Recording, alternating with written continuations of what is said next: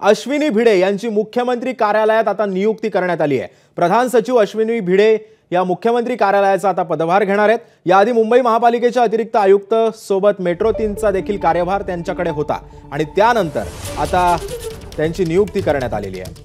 या संदर्भात अधिक माहिती देतात आमचे प्रतिनिधी अभिषेक मुठाळ सध्या आपल्या सोबत आहे। अभिषेक, एकूणच पाहायचं तर मुख्यमंत्री देवेंद्र फडणवीस यांच्याकडनं पदभार स्वीकारल्यानंतर एक नवी टीमची उभारणी त्यांच्याकडनं होताना आपल्याला दिसते आहे।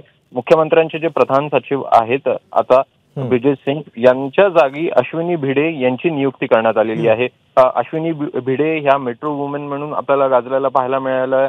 व्यवस्थापकीय संचालक MMRCLच्या त्या सध्याला आहेत आणि आता पाहायचं तर प्रधान सचिव मुख्यमंत्री कार्यालयात त्यांची आपल्याला नियुक्ती होताना दिसते आहे। काही दिवसांपूर्वी मुख्यमंत्र्यांचे जे सचिव आहेत ते श्रीकर परदेशी यांची नेमणूक जी आहे ती आपल्याला होताना पाहायला मिळालेली आहे आणि आता पाहायचं तर अश्विनी भिडे देखील आपल्याला मुख्यमंत्री कार्यालयामध्ये येताना दिसत आहेत। धन्यवाद अभिषेक, तू दिलेल्या अधिक माहितीबद्दल।